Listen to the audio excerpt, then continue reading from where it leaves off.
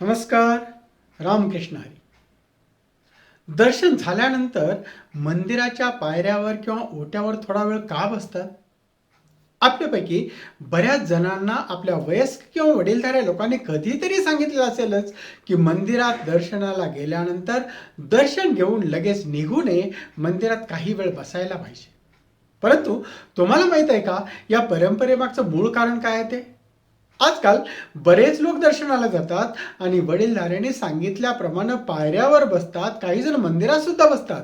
पण तिथं बसून व्यावसायिक किंवा राजकीय किंवा वायफळ चर्चा करतात. ही प्राचीन परंपरा एका विशिष्ट उद्देशासाठी बनवली गेली होती. वास्तविक पाहता आपण सर्वांनी दर्शन घेऊन निघताना हा श्लोक म्हणायला हवा. कोणता आहे तो श्लोक?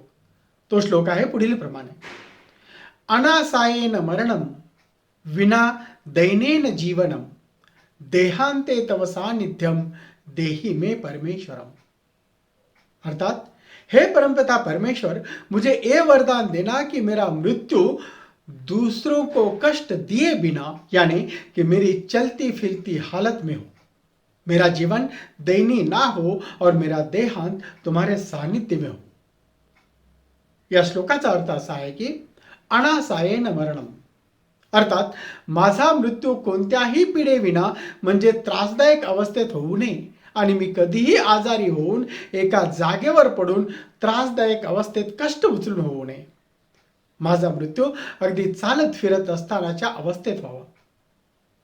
विना दैनेन जीवनम, अर्थात माझं जीवन हे सक्तीचं जीवन नसावं, म्हणजे मला कधीही कोणाच्या आश्रयाची आवश्यकता पडू नये.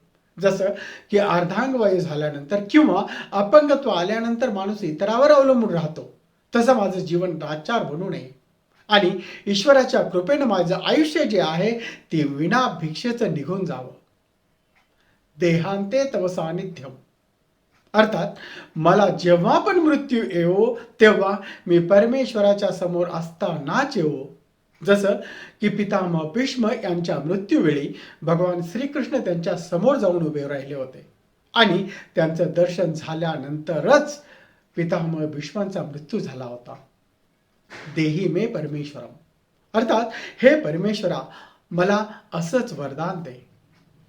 आणि प्रार्थना करताना याचप्रमाणे करावी. आणि लक्षात असू द्या की देवाकडे धन दौलत, गाडी बंगला वगैरे काही मागू नये, कारण हे जे काय आहे, गाडी बंगला, धन दौलत वगैरे, ही त्या व्यक्तीच्या कर्तृत्वानुसार त्याला मिळत असतात.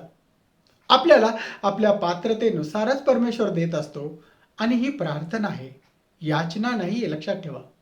याचना ही संसारिक गोष्टीसाठी असते, जसं की धन, घर, व्यापार, नोकरी, संतती, संसारिक सुख किंवा अन्य गोष्टी. ही आहे याचना. आणि प्रार्थना म्हणजे निवेदन. मित्रांनो, हा जर विचार आपल्याला आवडला असेल तर आपल्या जवळच्या मित्रांना, आप्तेष्टांना जरूर शेअर करा.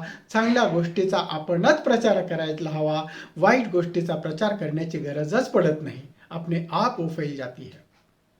माझ्या चॅनलला सबस्क्राईब करा. तर भेटूया लवकरच एका नवीन विचारासह नवीन व्हिडिओमध्ये. तोपर्यंत रामकृष्ण हरी.